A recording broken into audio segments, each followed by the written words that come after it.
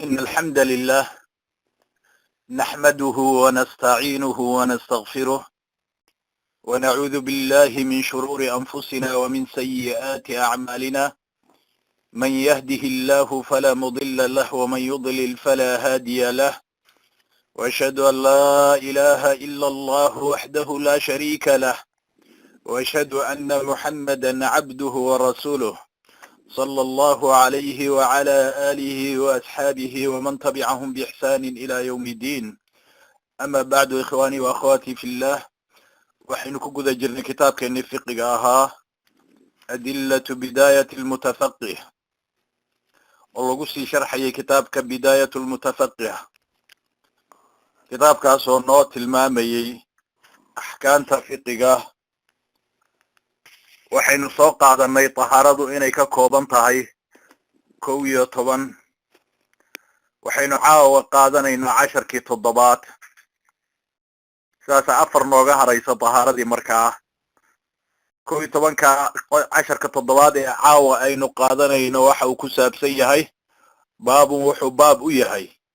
nawaaqid alwudu fi bayaan nawaaqid alwudu cadeynta iyo bayaaninta waxyaabaha weysada buriya ayuu baab u yahay maxaa weysa buriya iyo maxaa burin mas'alooyinka uu sheekhu noo keenay waa mas'alooyin qaar kamida ijmaac weeye oo wax la isku waafaqsan yahay weeye qaarna waa waxa weeye mukhalifun fihi weeye oo culimada aragtidoodu weysada wuu jibiyaa iyo ma jibiyo aragtidoodu way ku kala tagtay waxaynu cadeynaynaa marka insha Allah taala sida aragtida culimada iyo sida bayaankeedii markaynu dabagalno sida nala rajaxan aynu isdhihi karno adilada iyo quraanka iyo sunnada ay waafaqsan tahay marka sheekhu wuxuu soo dhaweeyay kitaabka uu yahay qofka cilmigu daabka ah waxyaabaha ugu horeeya ee uu qaadanayay kamid tahay kadibna faahfaahinta kutubta kale ee fiqiga maadaama kitaab bidaaya uu yahay haddana inaynu sharaxno waa muhiim dad badan ay dhageysanayaan baabun baab wuxuu u yahay nawaaqid alwudu'i cadaynta waxyaabaha weysada buriya wa fiihi waxaa ku soo arooray baabkani daabitaani laba daabit ama laba qayd ayaa wixii weysada burinaya aynu u kala qaadaynaa الضابط الأول ضابط ككوات نواقض الوضوء وحويسد برينية 6 لحوي الخارج وحك صبحة من السبيلين لبض وضى صومرة قبلكي يدبركي وحل وحي صومرة قبلكي يدبركي خارج من السبيلين ويسد بريان وحك صبحة وحيرها هذان أما وح بضنها هذان أما وح ظاهرها هذان أما وح نجسها هذان الضابط الأول نواقض الوضوء وحويسد وجودين مرك وضوء يوسن كارمقني حيال وحينو نري وحنا وفعلكي وحنا وحوي مرك لا كردغه iyo marka la godo labada horeyna ugu soo marnay weysaqaadka markaynu soo maraynay نواقض الوضوء وحويسد burinaya 6 لحوي لح شيء ayaa weysada buriyo yiri kow الخارج waxa ka soo baxa min السبيلين labada wada waxa soo mara labadaas wado oo uu noo tilmaamayo ayaa qubulkii iyo duburkii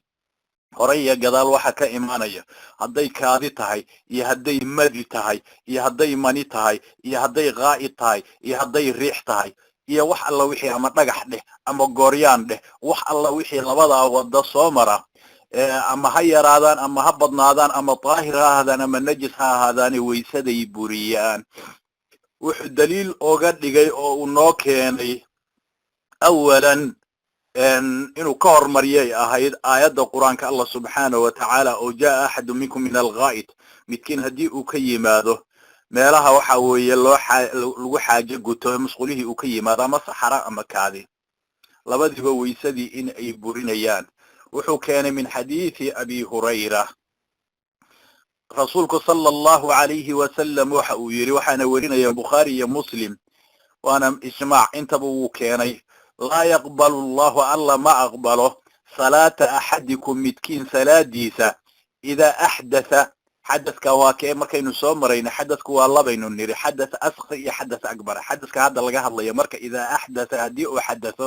oo ay neefi ka timaado waysadii ay ka jabto xataa yatawada'a laa yaqbalu allahu alla ma aqbala salaata axadikum midkiin salaadiisa idaa axdatha haddii ay waysadii ka jabto xataa yatawada'a ilaa uu wayse qaato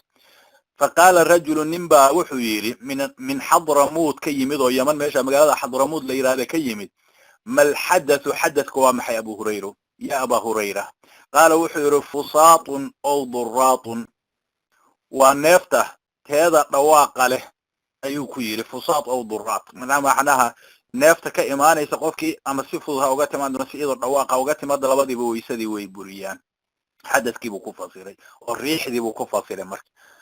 marka ta hore waxaynu niri waxyaabaha waysada buriya waxaa ugu horeeya kaadida iyo saxarada qur-aankii baa noo sheegay oo suuratu allahuma mustacaan ilaahay subxaana watacala suuratu lmaa'ida aayadda 6 baan jecel lahay qaa'idka uu ku soo arooray oo jaa axadu minkum min alqaa'id meelaha lagu xaaja gudanaya hadduu ka yimaado ama saxara iyo kaadi waysadii inay burinayaan bal axaadiis kale oo aynu qufeynka kusoo marnay haddaad xasuusataan من صفوان بن عسال رضي الله كان رسول الله صلى الله عليه وسلم يأمرنا إذا كنا سفرا ألا ننزع خفافنا 3 أيام ولياليهن إلا من جنابة ولكن من غائد وبول والنوم يقول إنه ويسدي يبورين يانو قفك لو سيبين حديث كاسنا وين صامرنا حال كان نوغو كينيا سيدو كلا ريحدو حديث أبا هريرة لا يقبل الله صلاة أحدكم إذا أحدث حتى يتوضأ قفك الناس كإيمان سينا ويسدي بوريسانا حديثكو كعادي هاي وحكى قفك كي ماذا لبضا وضع صامرا مذيقي با كمدا بيها قفك بلا آدن كي ماذا كاذذن ويكتي ماذا منذن ويكتي ماذا مذيقن وكي ماذا وذيقن وكي ماذا مذيق وحالي بيها قفك كا إيمانيا shahwada iyo dareenka iyo maskaxda uu uga fikiro shahwa ahaan dhacaan ka iimaanaya oo qoynaya la yiraahdaa xadiiskii waxa loo dalishaday Ali ibn Abi Talib kuntu rajulan madaan baan ahaan nin dixjaleela badan baan ahaayo fa amartu rajulan ayaan soo weydiiyey waxaan amraynin inuu soo weydiiyo rasuulka sallallahu alayhi wasallam oo Ali muxuu uga xishooday limakanati ibnatihi maadaama aan rasuulka gabadhiisa qabay Faadumo in aan waxyaabahaas rasuulka weydiiyo xoo uu ka xishooday Ali ninbu u diray uu yiri waxaasi waysada inay buriyaan in kale ii weydii faqala waxa uu yiri markuu weydiiyay rasuulka tawadda waqfil dhakaraka kana waysa qaado meeshii ay ka gaareen dhakarkaageena dhaq riwaayad kala waxay tilmaamayaan ayaguna ida wajada ahadukum dhalika falyadhah farjahu biha kushuba farjigiisa oo yatawadda wudu'uhu li salaat sida salaadiha uu waysa qaato bal xadiis kala wuxuu oranayay madiga wudu manigana ghusli baa ku waajibay madiga marka biyahaasi macaansiga iyo shahwada iyo qofka inta wax dareemo ama aragti ahaan ha u dareemo oo maskaxdiisa kaga fikiro ama wuxuu daawaday ha noqoto ama waxa weey waxay noqotada biyaha ka iimaanay qoyaan kale shahwada iyo dareenka ooga iimaanaya ama raaxa maskaxiyan ahaan ooga iimaanaya miday doontaba ahaatee meesha maradu ka gaartay jirka ka gaartana waa laga dhaqayaa waysadina way jabiyaan talabaadi waxa weeye waa manidii oo manidu iyaduna qubays bay waajibisaa mar haddii qubays waajibsan waysaqaadka uu raacaya oo manidii qubays baa ka waajibaya waxyaabahaas waxay ka mid tahay marka waxyaabaha soo mara khariju min as-sabiilayn bay ka mid tahay نواقض الوضوء وحويسد جبية 6 6 وهي الخارج وحي كسو بحي من السبيلين لبضا وضوء بل إجماع ونوسو أروريا ابن منذر وحوليا أجمع أهل العلم علماء أهل العلم قولون وحي ككلمين أن الصلاة صلاة لا تجزئ إني تنقد مين إلا بطهارة طهارة قفك قاتمويه وسوي سقاته إذا وجد المرء إليها سبيل هدو ودؤه لي أمره بل حديث تربضا باكوسو أرورتي حديث قال أجمع علماء وحوليه ابن منذر إجماع سو أرورينيا أجمع العلماء على وجوب الوضوء على المغمي عليه وحي علماء كو إجماعين قفك مير دورسوما إن ويسقادنيا sidoo kale wuxuu yiri waa ajma'u waxay ku ijmaaceen culimadu ay ku midaysan yihiin على أن خروج الغائط من الدبر هذا قضال حركة ماذا وخروج البول كاذنة كتماذا من الذكر حبك ترنك وكذلك المرأة هوين تبه وخروج المني مننا إكتماد وخروج الريح نفنا إكتماد من الدبر وزوال العقل بأي وجه زوال العقل ونوع الضوء بعقلها كزوله أما قفك يسويها إسدوريو ومن دوريها استعماله أما هلا صوحيو عبرها كله أما هالصوحي نوع الضوء قفك عقلها كجبر أحداث وحيابه ويسدك جبين يوي ينقض كل واحد منها طهارة الله قبها يحمد ربه ويوجب الوضوء ويسنه باجمنيه هذا الآن قرح بدن بكوكينيا إجماع إذا كتاب كيسا صحابة سيالي لاتنا أيوكو كينا علماء إني إجماع تهيبو كينيا وحلبضا وضا صومر أما هاي رادان أما هبضنادان أما طاهر هذا أما نجسان هذان إني ويسد برينيان قضك اللبات وحيابها ويسد بري وحا كاملة زوال العقل عقلي أزولة قفكي ويسدي ويكجبيسا أو تغطيته أما إنه دبوله بإغماء صحدما يمير دبول أو نوم أما هرد مستغرق وضع قارت جسكي سيوردان وردو ربا شيخ إنه الله وكو قاضو من نوامد للماء من نوامد مستغرق أوه قفي وضع مير دبوليسا وهدو صحد عقلي سوء تغيو marka midaas caqliga wada tagayo jirkiisa oo dhan hurdadii ay wada gaarayso oo lulmada ahayna waxay sabab u noqotaa inuu qofkii weysadii ay ka jabto sabab ay u noqotaa asal hurdada weysada ma jabto laakiin waxay sabab u noqotaa in ay weysadii ay jabto oo muxuu u keenayaa waxyaabaha weysada jabiya mirdoosonka uu ugu daray sabab badan buu ugu dari karaayo zawaalul caqliga ijmaaca culimada uu ugu darayaa oo waxyaabaha weysada jabiya in ay ka mid yihiin sidoo kale wuxuu kaloo ku keenayaa zawaalul caqli bi ay wajhin zawaalul caqli ahdathu yanqudu alwudu ينقض كل واحد منها الطهارة ويوجب الوضوء وإن أن يخصم هذا إجماعي سوك وحى وصائر حديث علي ابن أبي طالب رضي الله عنه ورنا حسن وأبو داود ابن ماجه يا أحمد الشام أن صحيح السنن أبي داود كوكينيو يا رسولك وحى أولي العين وكاء السهي فمن نام فليتوضأ إنه وأفحرك الضبضة فمن نام قفكي ساحضة فليتوضأ محايا لكن له وحي إلى قفك وحكا إيماني هذا عقلي تقول عندي نفسي قدر ويكا إيماني سوح إليني يا ملها ملها العين وكاء السهي البلوغ مرانك ما يلبى ضنباتكو أركتين qofka haduu marka soo jeedo inta badan uu dareemaya waxa ka iimaanaya waxaan ka iimaanay ama noo hurdadu waa naaqid weeye weysaday jabisaa shucuurtii dhammaan jirkiisa qofkii oo dhan buu ka tagaysaa taas marka wuxuu uga dhigayaa adiladeeda zawaalul caqliga ha ku yimaado junuun iyo waaliha ku timaado oo caqligii oo dhan qofkii ka tagay ama iqmaa ku yimaado oo hamiir darsamo macnaha waxyaabaha suuxdinta iyo waxyaabaha hadda boolaan qofkii ama qofkii daraag iyo wuxuu doonaha isticmaale zawaalul caqli caqliga zuulintiisu wuxuu ka mid yahay ay nawaaqidul wudu waxa kamida zawaalul caqli caqliga zuulitaankiisi oo ama fe taqdiyatuhu daboolo biiqmaa'in suuxdimo ay daboolaan oo nawmin hurdo mustaqriqin jirkiisa wada camimta oo wada gaarta hurdo jirkiisa wada gaarta hadii ay taabatana hurdo weysadii way ka buraysaa adiladeedana intii hore u daliishanaya وحيابه هردد حديث كصفوان ابن عسال كان رسول الله صلى الله عليه وسلم يأمرنا إن إذا كنا سفرا وحنا فري هدان مسافرين معي أن لا ننزع خفافنا 3 أيام ولياليهن إن أنا نقول في الوهل الجليل يسكبحن سدح مع الموت يسدح ذو ذهب إلا من جنابة قفكين الجنابة كل علموية ولكن من غائد وبول والنوم بقدر مرك هرددي أيها الكرائي هردد مستقرقة أوي taana uu daliishanaya ijmaaca culimadana uu daliishanaya waxay kamid tahay marka zawaalul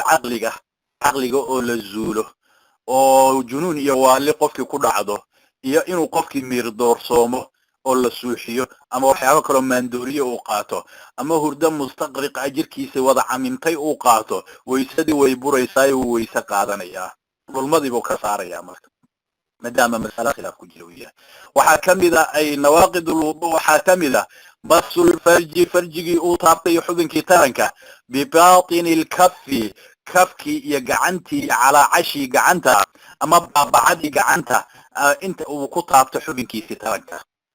masul farji farjigii uu ku taabto bibaatini lkafi gacanta macnaha baabacadeedii calaa casheeda in uu ku taabto waysadii way ku buraysaa marka masul farji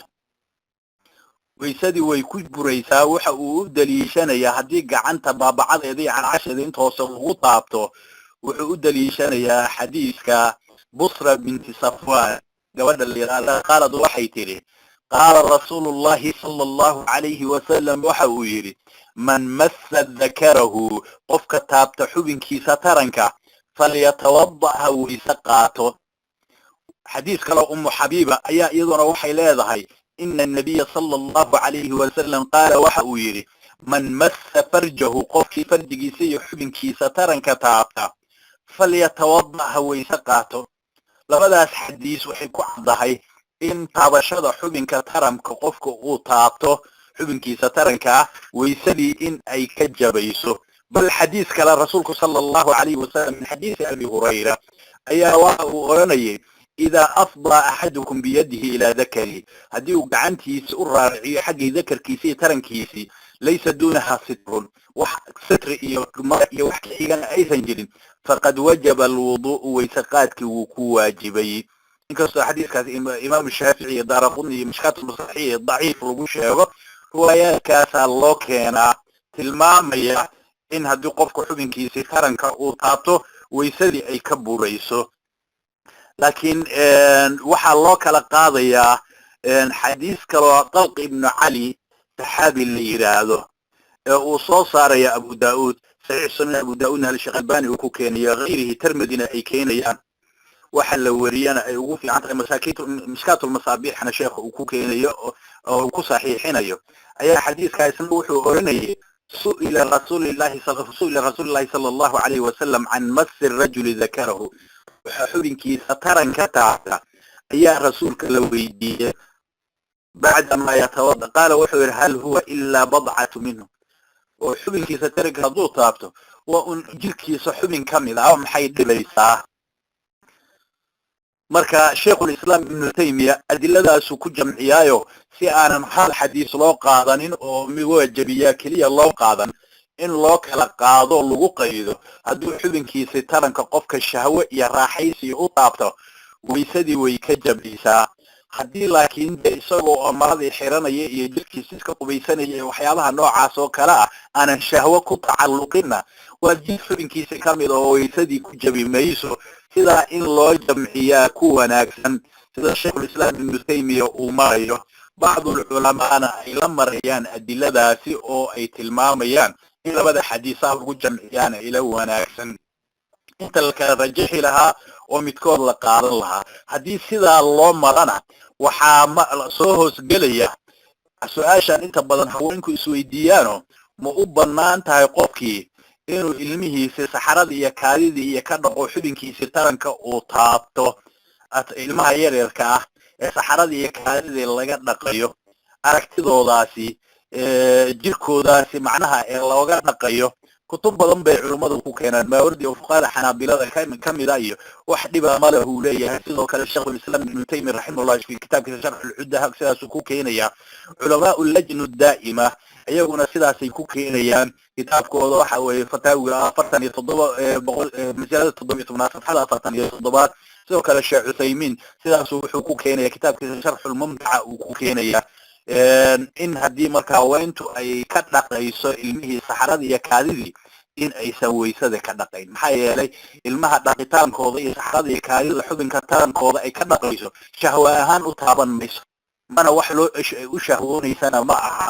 laakiin haddii qolka guud ee xadiiska la qaato man masa dakarahu falyatawada qofkii xubin taran taabta ama kiis ha ahaado ama mid kale ha ahaado ama mid weyn ha ahaado ama mid yar ha ahaadee waysada way ku jabaysaa aragtidaasi xadiiska dalqana meesha laga saaro rajaxnaan bay noqonaysaa in la kala reexo si islaamka ugu soo kala horeeyeen dariiqaasi waxaa ka horeeya in la jamciya ka horeysa inta aanan la kala rajixin inta aanan kan naasakh iyo mansuukhooda la kala sheegin waxa ka horeysa adilada in la jamciyo qowlkaasaanad moodaa in mas'alada ilmaha yararka haddii saxarada laga dhaqaysan ku tabayn aksar culamada Soomaalida ee salafiga ahna way qabaan sida Sheekh Shariif Cabdinuur kitaabkiisa buluq maraamka uu ku sharxayo Sheekh Umul kitaabkiisa waxa weeye oo fiqiga hadda ugu dambeeyay uu akhrinayo uu ku sharxayo uu ku keenayo inta badan culimada marka Soomaalida salafiyada ahna sidaasay qabaan wax khilaafsan ma arag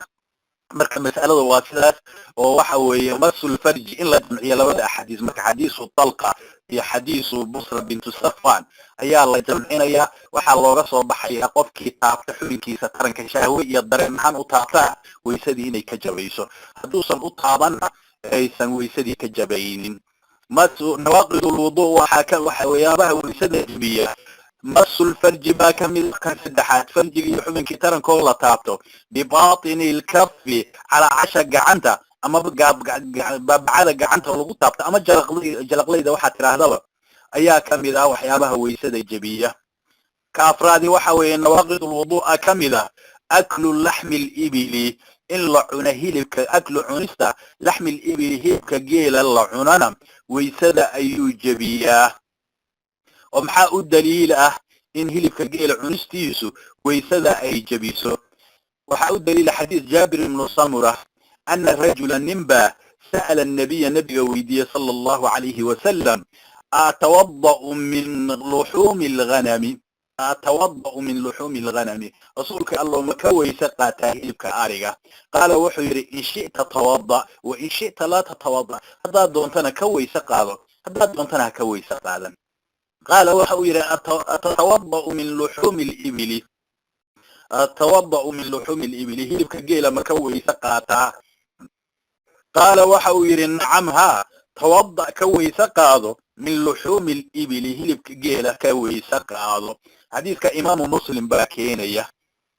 marka cunista hilibka geela la cunayo xadiis kala ku soo aroortay hadda uusan noo keenin min xadiisi Bara ibn Azib baan jeclahay oo uu keenaya Abu Daawud iyo Tirmidhi iyo Ahmad iyo Albani irwa qaliilku ku keeno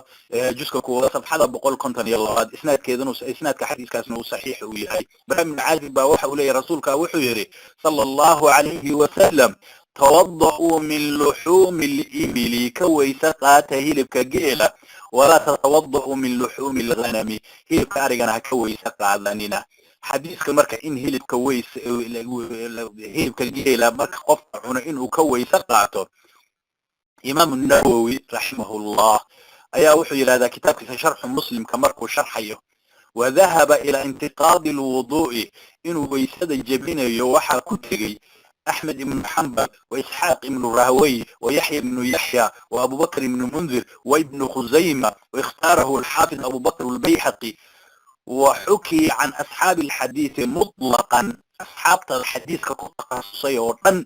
انتظبنا ويشيغان وحكي عن جماعة من الصحابة رضي الله عن أجمعين إن بلغ صحابة الرسول كانوا والله يشيغان واحتج هؤلاء بحديث الباب وحين الدليل شدان حديث كاس جابر بن سمرة حديث كلام براء بن عازب دليل شدان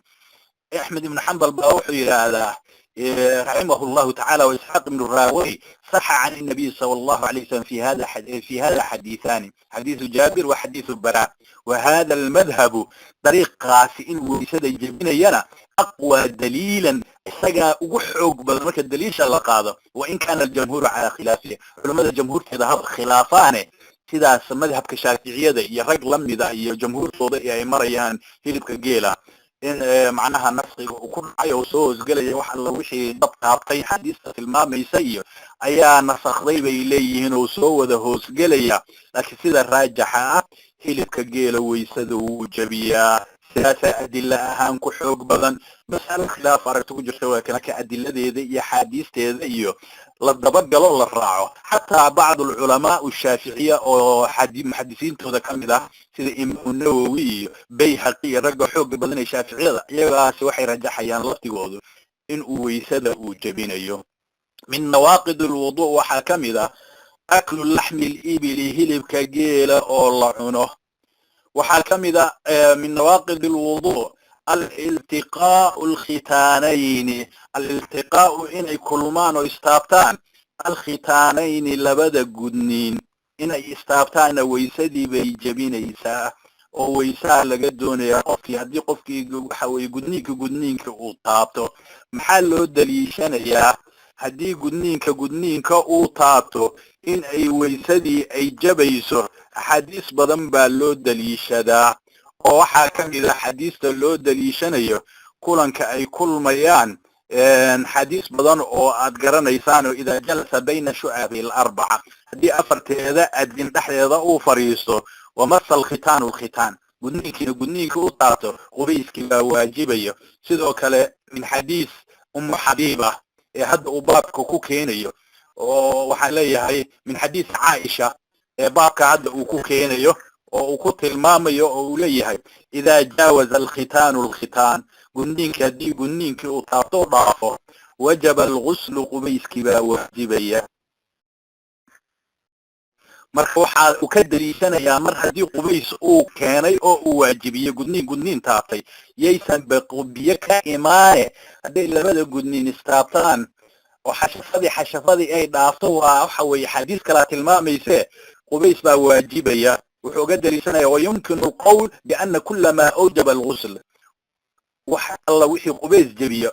أوجب الوضوء ويسدين ويواجبين من باب الأولى وكسي حق جرتامر وحلا وحي قبيس كيني ويسنا إني كينيا ومن باب الأولى وكسي حق جرتا ساس الدليشان يا كينست وكينيو التقاء الختانين كا إن أي تاي وحيابها ويسد جبينيا وحاو كيني أنا من نواقض الوضوء وحاكمذا الالتقاء كلن كي أي كل ميين الختانين لبدي قدنين أي كل ميين ويسدي بيجبين إيسا وحاكم إذا الردة قضبك اللي حاد اللحدة ويسد الجبية وحاكم إذا الردة دي باكم إذا ردة عن الإسلام قفك إسلام كإنه كردوبه أو كلاته وحا إسلام كاللوغة ردوبه اللوغة بحو اعتقاد قفك قلبك وكاعتقادية وينقون كرتاه waxay noqon kartaa qowl uu ku hadlay bay noqon kartaa islaamka uga baxo waxay noqon kartaa ficil uu sameeyo haddii wax ridda uu la yimaado ama i'tiqaad ha noqoto ama qowl ha noqoto ama ficil ha noqote qofkaasi weysadiisu way burtay ilaahi subhanahu wa ta'ala quraankiisana uu noo tilmaamaya walaqad uuhiya ilayka wa ila alladhina min qablik la in ashrakta la yahbatanna 'amaluka ayatki وحال وحيو ولقد أوحي إليك وإلى الذين من قبلك وحال وحيو ذي عليه أمده كاه الريبة لئن أشركت هدي أد شريك شوط وحي لو ذا جس عبادة دي لا يحبطن عمل كاجين بريو وحاولي هي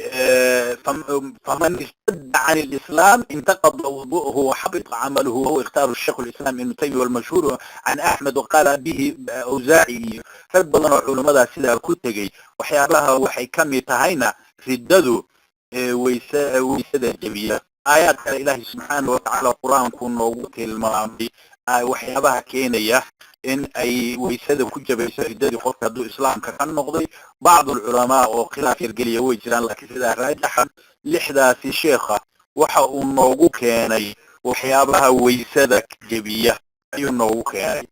وحتى بيسان وميشا سوهوس قلية وأسليذين محاكمة غنو طابشدي قبدي وطابتي الروح وتابنية ويسدك مصر مرينة شيخ موحو قبائن يسن ويسد يسن جبيني ها لمس المرأة هوين تطابشده inaysan weysada jabinayn buu qabaa sidaas uga saaray oo meeshana uusan ku soo darin oo uusan keenin marka lamsiga gabadha taabashadeeda ah waxaa ka mid ah inta badan shubahaadka badan ee gabdhaha muslimaadka iyo ku soo aroora habeenkii ugu horeeyana waynu tilmaanay umuuro waxaynu hadda hoos gelinaynaa intayna mudaabitka labaad aynaan gelin ay dadku u malaynayaan inay weysada ay jabiyaan laakiin weysadu aysan jabin oo waynu maxaanu soo marnay qofka hadduu xubinkiisa taranka taabta shahwa ahaan uusan u taaban ama ilmihiisa xarada iyo kaalida uu ka dhaqo inaysan weysadii aysan jabayn taasi halkaasaynu uga baxnay ta labaad waxa weeye waxyaabaha dadka u malaynaya inay weysada jabisa laakiin weysada aan jabin lamsul mar'ati in lam yanzal minhu shay taabashada haweenta ruuxu uu taabto ama haweentii ninkii ay taabato waxaad ogaataan taabashada qof nin ajnabi ah iyo haweeney ajnabi ah oo aan isqabin oo kala duwan asal taabashadoodu waa xaaraan oo dembiyada waaweyn ee kabaa'irtay ka mid tahay halkaa aynu oga baxno laakiin taabashada haddii ay ku timaado camdi iyo khata iyo noocay doontaba ahaatee qofkii weysada ma ka jabaysaa weye waxaynu ka hadlayno dembi ma tahay dembi ma aha waxaynu ka hadlayno inaad saa u fahantaan oon la oran sheikhu taabashadii uu baneeyey inaanay ahayn taabashadu aynu ka hadlayno waa qof taabtay nin haween taabtay ama haweentiisa ha ahaato ama haween kale ha ahaato noocay doonto taabashada ha noqotee weysada ma jabinaysaa weye taabashadaas dembi ma tahay mise dembi ma aha waxaynu ka hadlayno inaad saa u fahantaan marka taabashada uu qofku taabtay haweeney haddii aysan wax madi ah iyo biyo iyo midna aysan ka imaanay taabasho caadi ay tahay waxyaabihii weysada jabinaya ilaa khaarij min asabiileyn baynu soo marnay haddaysan kuwaasi sabab u noqono taabashadii uu taabtay oo gabadhii uu taabtay shahwo ahaantii uu taabtay dareenkaas iyo taabashadii wax ka yimaadeenna weysadii uu ku jabaysaa aynu soo marnay ama taabashada caadiga ah maxaa loo daliishadaa in aysan weysadii aysan jabinayn عائشة ورنيسة رضي الله عنها أن النبي صلى الله عليه وسلم قبلها ولم يتوضأ أولا وحلو دليشدا حديث أبو داود ورنيسة سعيسون أبو داود بقول لحدا يأفر وكوكينيو النبي صلى الله عليه وسلم إن أولون كذا عائشة ولم يتوضأ ونويس قادا سوك وحل أوريا حديث كلو أبو داود وصار صحيح سنة أبو داود شعباني وكوكيني ترمذي وكوكيني نسائي وكوكيني ابن ماجه وكوكيني شعباني نسائي سنة ابن ماجه وكوكيني سيدو كلا مشكات المصابيح وكوكيني وكشر حي حديث كان صحيحين أن عائشة لقورين يا أن النبي صلى الله عليه وسلم وحي عائشة قبل امرأة من نسائه هوين كي سيكمله لهم كذي ثم خرج إلى الصلاة صلاة بحيو ولم يتوضأ أما ويسات هذا عروة أو أي حبرير أو أحد عروة من الزبير ويه أو حبرير أي واحد فقلت لها مركي حديث خاص الشيء علم بيقول قد بنا عائشة فقيها بياحي فكماشي أنو إلون كذي مرأة ويسات هذا أيديه لهي أي واحد قبل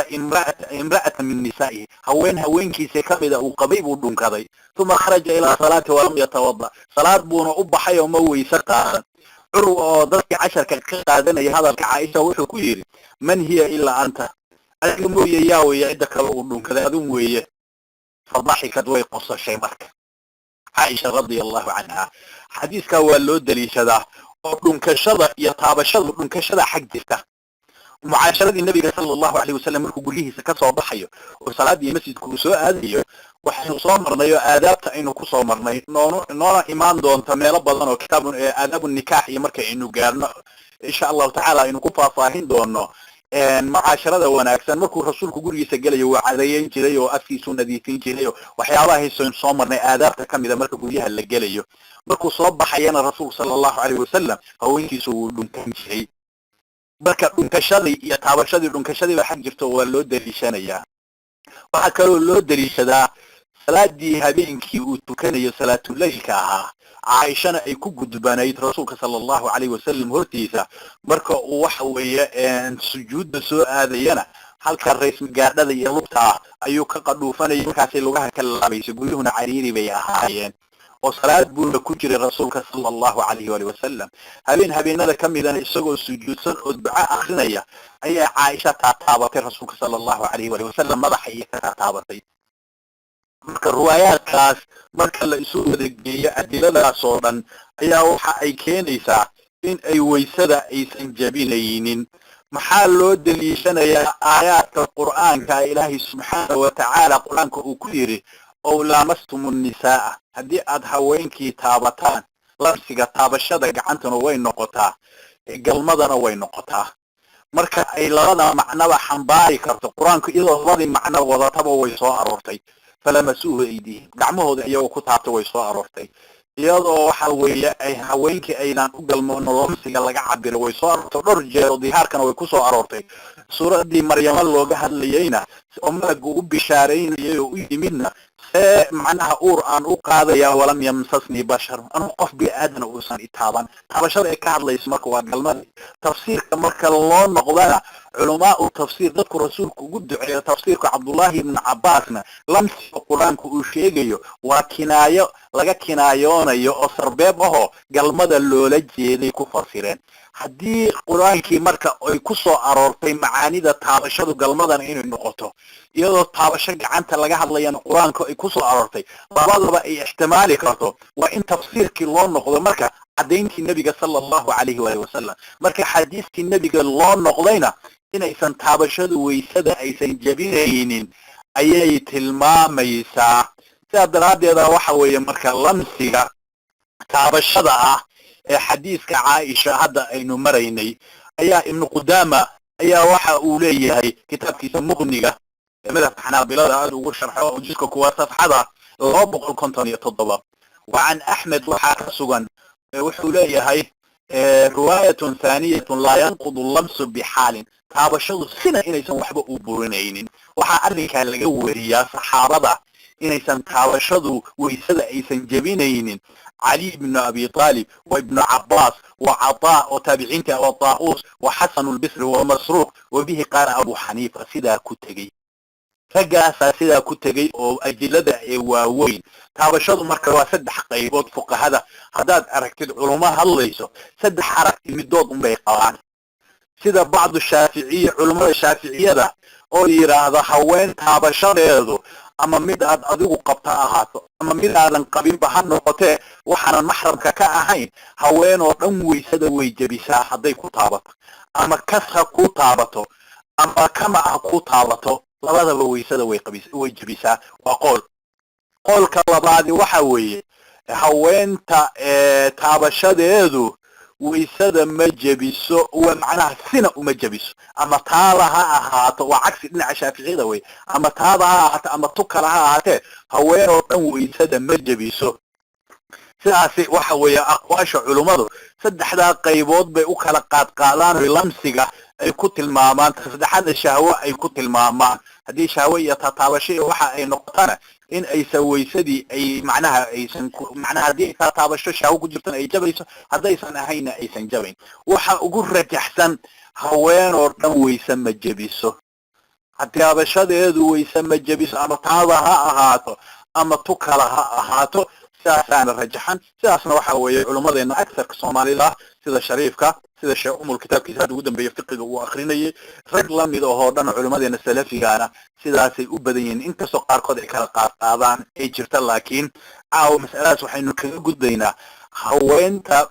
taada ha ahaato ama tukala ha ahaato ama tareen saarnaw ama gaari saarnaw ama taabashadu ka saacad ama kama ha ahaatee haddii isan qofku wax ka imaanaynin taabashadaasi labadiisa sabiil macnaha dakarka aysan waxba ka imaanaynin mari iyo waxyaalaha iyo shahwo wax ku tacalluqa aysan ahayn oo aysan biyo ka imaanin weysada ma jebiso sidaasaana rajaxan saasaana ila xoog badan marka adilada iyo aqwaasha culimada iyo markaynu dhex marmarno oo aynu qaadno oo aynu si walba u fiirfiirino in aysan waxa weeye mas'aladaasi taabashada haweenta asal ma ah waxaynu isku hayno taabashada inaad aad waxaynu kugu celcelinayaa inuusan hadalka sariqdiisa idinka bixin oo taabashada la baneeyay aysan ahayn taabashada qofka ajnabi ah taabashadiisa ma aha waxaynu ka hadlayno laakiin qof la taabtay taabashadiisii weysada ma ku jabaysaa weeye waxaynu ka hadlayno taas macnaheedu marka waxa weeye in aynu u ogaano aqwaasha iyo fikradaha ay culimada ka qabaan taabashadu in aysan macnaha qoolkaasi annaga aanu hadda marayno oo ah haweentu taada ha ahaato ama tukala ha ahaato in aysan weysada aysan jebinaynin ayaa nala xoog badan sidaasaana tafsiilka markii waxa weeye culimmada hadalladooda iyo la qaato iyo waxa ay ka qabaanna sidaasaa nala xoog badan sidaasaan aragti ahaan axaadiista rasuulka sala allahu calayhi waali wasalam iyo qur-aanka iyo sunnadaba waafaqsan nebiga sala allahu calayhi waali wasalam markii axaadiistiisa la fiiriyo oo la qaato haddii kale waxay noqonaysaa in qaar axaadiistii laga tago ayay soo hosgelaysa qaarna la kala macnaha qofka uu qaarna ka taga qaarna uu qaato marka sidaasna waa laga xoog badan yahay in la jamciya wanaagsan oo quraankii waxaa tafsiiray nabiga sallallahu alayhi wa sallam nabigana taabashadii haweenkiisa iyo weysada kuma aysan buraynin wax ku qeydaya nabigay khaas ku ahayd oo tilmaamayana ma jirto sharciga nabiga waxa uu sameeyay dadkoo dhan waa wax amal u yaala ilaa wax khasiisayo oo inay nabiga khaas u tahay tilmaamaya mana jirto oo wax tilmaamayo inay khaas ay u tahay mas'aladaasi marka aynu sidaasi kaga gudubno waxaa jira waxyaabaha kale ee iyaguna sidoo kale dadku ay u maleeyaan in ay weysadu ay jabiyaan dhiigga oo soo baxa ama toobin iskaga keen ama wax kale iskaga keen ama dhiiga iska qaadi ha noqoto ama dhiig ka yimaado iyo farku dilaacday iyo waxyaabahaas oo dhan weysada ma jabiyo adilo badan baynu soo marnay oo saddexdii nabiga sallallahu alayhi wa sallam saxaabadii ka mid ahaa nin isagoo taagan habeenkii fallaar ay ku dhacday saddex saxaabadii ka mid ah siiradaad ku aragteen oo niman mushrikiina ay fallaar kusoo gameen nin tukanayo labana ay hurdo isagoo waardiyeynayo salaad iyo cibaado iska sii wada fallaartii markay ku dhacday quraanku macaansanayay oo ma uusan gooyin wuxuu ahaa xadiistu marka fastamarra fi salaatihi wa dimaa'u tasiilu minhu isagoo dhiigga uu ka qulqulayo salaadiisa iska sii watay xadiistaa waa loo daliishadaayo rasuulku sallallahu alayhi wa sallam waxyi baa kusoo degaya looma tilmaamin salaadiisiina soo celi lama oranin axaadiis badan oo tilmaamaysana way jiraan sidoo kale qowl xasan albisri baa wuxuu oranaya ma zaala almuslimuuna yusalluuna fi jaraaxatihim muslimiintu kama aysan zuuli jirin inay jaraaxaadkooda iyo boogahooda ay ku tukadaan sidoo kale xaafid ibn xajar baa waxa uu leeyahay markuu sharaxayo qad saxa ana cumar sallaa wa jurxu yanbicu dam cumar wuu tukanayay isagoo dhiiggiisu uu qulqulayo wuxuu ku keenaa fatxulbaariga juska koowaad safxada 257 ee bukhaariga uu ku sharxay buu ku keenaa sidoo kale taa'uus iyo moxamed ibnu cali iyo cataa iyo ahlulxijaaz oo dhan waxay laysa fi dami wado dhiigga wayse qaad ma waajibiyo sidoo kale camr ibnu camr ayaa wuxuu boog buu lahaa dhiig baa ka imaanaya walam yatawada mana wayse qaadanaynin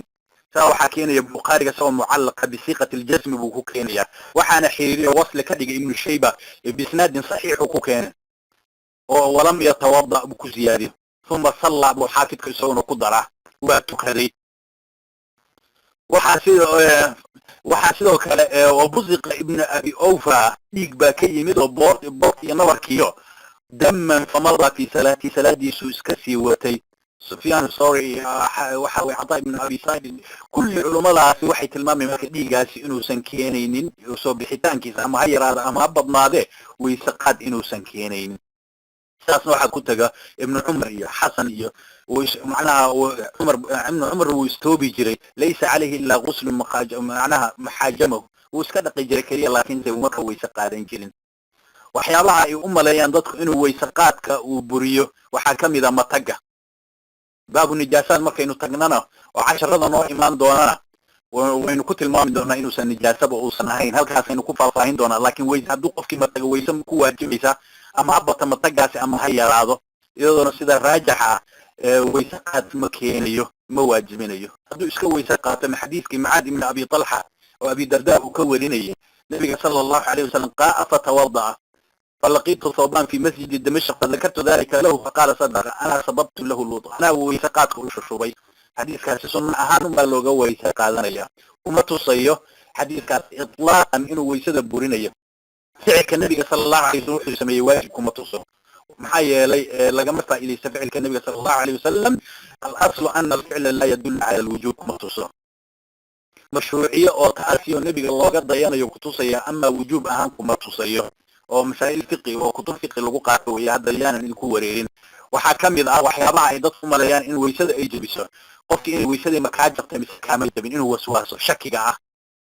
min xadiis abi hurayra ayaa rasuulku sallallahu alayhi wasallam wuxuu leeyahay idha wajada ahadukum fi batnihi shay'an qof hadduu calooshiisa wax ka dareemo ay soo socoto fa ajkala uu marka shaki ka gala wixii caloosha soo socday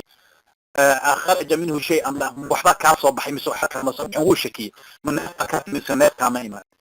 فلا يخرجن من المسجد حتى يسمع صوتا أو يجد ريحا يوصل صلاة دي مسجد في كبر حين ويسقاد وسن آدم إلا أعد مقلة أما النفط يقين أهان وضريم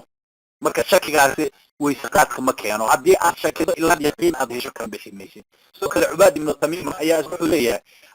أنا أذيركي عن عمه سوى كورينا لأنه شكى إلى رسول الله صلى الله عليه وسلم الرجل الذي يخيل إليه قف وحدة الدليل موحدك أي من نسعى كامين أنا يجد شيء في صلاة فقال وحلي لا ينتفض أو لا ينصرف ويذكر المعمية يوصن كبحن أصل مركوحي هاي هداد ويسقطي في حكم بقاء الأشياء شيء سيديس وقصقنانا يا oo ilaa wax yaqiin oo ka saar la helo inay weysada si yaqiin oo dhab inay kaaga jirto waxyaabaha shakiyaadkaas loogama baxo waxaa kamid ah waxyaabaha shakiga markaadiba ka timid taada kaamin kulli way soo galayaan ihsaas bin nuqta la yiraahdaa waxyaabahaas weysada ma burinayaan macnaha ay qofkii weysada ma keenayaan oo hadduu ka shakiyo markaadiba toro dhimo uu dareemo waxyaabahaas dareemaadka noocaas oo kala ah weysadii kuma burayso saasana ila xoog badan masaa'isha qaar waxay ku daraan culimada waxyaabaha aan weysada burinayn qofkii inuu meydka dhaqo oo la mubaasharoodo ayuu u daliisana cala raajix markii kalaamka xulciidga loo noqdo markitaanka meydka la dhaqo weysada ma buriyo حديث عبد الله بن عباس أن النبي صلى الله عليه وسلم ليس عليكم في غسل ميتكم غسل إذا غسلتموه فإن ميتكم ليس بالنجس فحسبكم أن تغسلوا أيديكم فهذا نكون في لنكية جماعة هنا أسكت أخذان ومرك ويسدكم أبريسو سأسوأ نسيد إنه هذا حديث يكون تلماني ديجي يكون وينه تلماني أما هي هذا أما هبضنا هذا إنه سنوي سقاتك ومعناه وسنبورنين ويسدي وحيابها عن ذاكرة إذا كنت لنبا إن شاء الله تعالى سؤالي كإيمان دونان 10 كان هدين نصوضنا الضابط الثاني ضابط كاللابات إعاوة إنه قادنا إنه وحوي يحرم وحك حرانة على المحدث روح ويسد كجبطي حدث كاس حدث أي كجبطي أصغر أو يسقات حدث كبه كلا عليه يحرم وحك حرانك على المحدث كي أي كجبطي ويسد حدث أصغر يقول عليه 3 سدح با حرانك أي ويسد كجبطي حدث الأصغر كويه حدث كينو لبا وكلا قادنا هره وسو مرنay حدث أصغر أي حدث أكبر حدث أصغر كأوحا ويسقاتك كينا حدث الأكبر أوحا وجناء قبيسك كينا حيث كي نفاسكي جنابدي ديك دلمدي كل وقتين وحد كسو مرنay marka saddex qofku waa ka xaraan محدث وحدث كأصغر كل عي saddex baa xaraanka ah الصلاة صلاة baa xaraanka ah قفك هدو حدث كله من حديث أبي هريرة حديث بدن باللود لشذا لا يقبل الله صلاة أحدكم إذا أحدث حتى يتوضأ الله أقبل ما يميتكين سلاديسة هدي حدث كيما حتى يتوضأ إلا هو يسقط قف يسقط لا أنتو كذي سلاديسي ما أصح ميسو مركا سلادي وكا حاران سيدو كالي وحا ويري ونوغو تلماميا ونو كينيا الطواف طواف كينو وكا حاران من حديث عبد الله بن عباس بوكينيا أن النبي صلى الله عليه وسلم قال وحويري الطواف بالبيت بيتك يكعبده والله طوافه صلاة ويه إلا أن الله أي أباح فيه بنية نحن طوافك الكلام هذا الكي بنية إسراده كلوي مركا طواف إنسان فلا تتكلموا هكو عضلين فيه مركا طواف إنسان نحن إلا بخير موي وحكا له هكو عضلين خير موي وحكا له هكو عضلين فالخوفك حدثك ويسوء أي كجبتي صلاة وكحاران طوافكنا وكحاران مثلا طوافك هذا الباكوجر حوغا بعض العلماء بإليهم والسنة معنى بعضنا وحرام بإليهم مسألة اجتهادية وإلا الشيخ هذا وحنا مريا إن أيسان مسألة قفكي طوافي إنه سوى سقاط سوى أن ويسقاط قبين إنه سن طوافين كعبدي وصلاة دي وكالوي تسد حادي وامحي وحيابا حاران تكمل وحاكمل أن يحرم على المحدث حدثا آخر مص المصحف مصحف القرآن كا والله تابشدي سباك حارانا هذه ويسدي كاجبطي تابشدي القرآن كلا تابني وكا حاران إن بدن والله فوضيسا خاصة صومالي مثلا يعني أدويت ليسيهين تابشد الله تابني وكتاب القرآن كاها وحلو دليش هذا حديث عمرو بن حزم أن النبي صلى الله عليه وسلم كتب إلى أهل اليمن أهل اليمن بوش أقري ألا يمس قرآن كإنه سنتابن إلا طاهر روح طاهر موية وفق القرآن كإنه سنتابن مسألة هل تاسو كدريش يا حديث عمرو بن حزم نظر جار بين صومرني taabashada marka quraanka la taabanayo masxafka quraanka la taabanayo taabashadiisa qofkii looma ogolo waa ka xaaraan inaad la mubaasharooto haddii aad maskaxdaada ay soo gelayso marka ta quraanka kaliya waxay ku qoran yihiin weeye aan wax kale aan weelin hadday kutuba tafsiir ay tahay carabiga uu badan yahay ama tafsiirku uu badan yahay quraankina wax ay kaga jirjiraan iyo ama hadallo kale ay ku jiraan iyo maaha waxa laga hadlayo waa kitaabka quraanka mujarradka aayaadka quraanka ilaahay subxaanahu wa ta'aala keligii ay ku qoran yihiin kaasa loo diidayaa in waxa weeye taabashadiisu ay xaaraan ay tahay ama in macnaha qofka inuu weyse qaabto oo uu weyse qabo in culimadu mas'aladani waa mas'ala hadal aad u dheer uu ku jiro oo aragtidoodu ay ku kala tageen sheekhu sida ugu rajaxnayd buu maray culimada jamhuurul culamaana waxay marayaan in qofku u banaanayn sidoo hadda sheekha marayo ayay marayaan oo sheekani iyo wuxuu kitaabkiisa Nail al-Awtar iyo ku tilmaamay juska koowaad safxada 260 waqad waqa'a al-ijma' culimada dhan ijmacoodu wuxuu ku kulmay على أنه لا يجوز للمحدث حدثا أكبر أن يمص للمصحف وخالف في ذلك داود الظاهر بخلافه إرادان حدث الأكبر كأيه إجماع وكل حي حديث كان لا يمص القرآن إلا ظاهر بيود ليشدان marka daahirkaasi qofkii mushriga ahaaba waxay isku sii khilaafaan qofkii weysada ka jartayba qoladaas marka aragtidaas laakiin sida raajix oo sidoo marayo qofka xadadka asgar ka qaba inuusan xaaraan ay ka tahay kitaabka quraanka inuusan taaban illa xaalad daruuro iyo waxyaabahaas inay keentaan weeye xaaladka daruurada ah waxa weeye qofkii inuu kitaabka iyo meel ku dayacan iyo waxyaabahaas inay keentay iyo mooye si kale inuusan kitaabka quraanka uusan u taaban ama hadduu ku jiro boorsadii iyo uu ku wato iyo taama soo hosgelayso shaygii buu xambaarsan yahay laakiin waxa mujarrad kitaabkii toos u taabto oo uu lamsi ku sameeyo akhrintii ma akhrintu waynu soo marnay haddaad xasuusataan oo toos waxaynu ku soo marnay aadaabta markaynu soo maraynay waynu tilmaanay kitabta hadda markaynu tahaarada soo maraynay waynu taabanay waxa laga hadlay qofkii waxa weeye isagoo aan weyse qabin quraan ma akhrin karaa ma aha marka quraankii yuusan taaban way inuu akhrin karo waynu soo marnay laga fiican yahay inuu weyse qaato dikriga ilaahay markuu la imaanayo inuu weyse qabo laakiin hadduu akhriyo quraan iyo aayaad iyo waxa inaysan dib aysan lahayn laakiin masalada hadda laga hadlayo waxa weeye الضابط الثاني يحرم وحا حارانا على المحدث كي ويسد اي كجرت حدثا اصرعها حدث كي راقبي 3 سدح باك حاران الصلاة صلاة باك حارانا الطواف طواف كي باك حارانا مص مصحف كي قرآن كو الله تابتا كحارانا انو قف كي قرآن كي او تابتو ايا لو ديديا او كحارانا arrimahaas marka wuxuu hadda noogu keenayaa oo sidaas uu u leeyahay taabashadaasi quraanka isla taabanayo waxa weeye xurmadiisa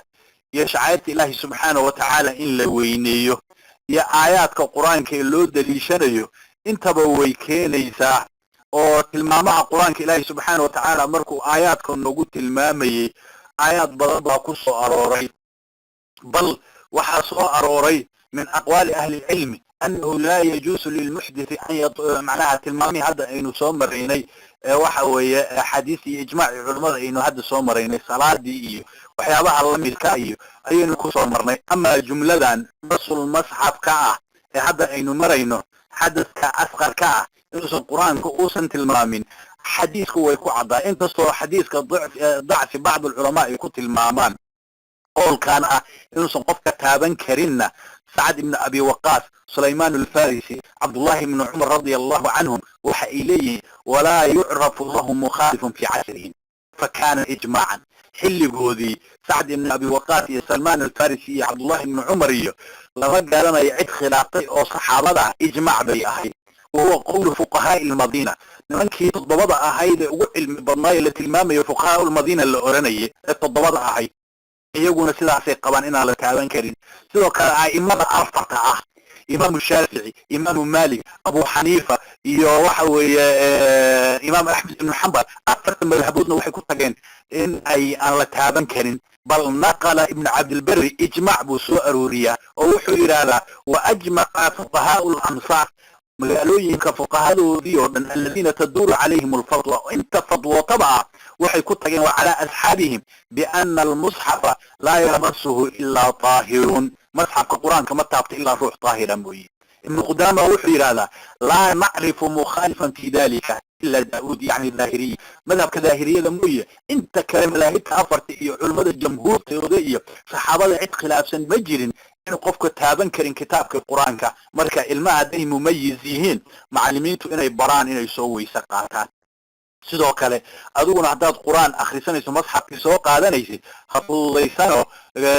waxa weeye quraankii gacanta ku qabanin adoon weyse qabin waa xaaraan bay ka tahay sidaasaana xoog badan mas'alada marka aad naqligeeda iyo kuna noqotana in qofka taaban baa ku xoog badan casharkeena marka caawa masaa'isha aynu ku soo aroorinay aynu taabanay wixii insha Allah ta'ala 10 daqiiqo kamid ah su'aalahaynu u dibdhigaynaa saynu waqtiga uga faa'iideysano barnaamij kalena uu san soo gelin intaasuu nagu eg yahay wajazaakumullahu khayril jazaa wasalaamu calaykum ورحمة الله وبركاته.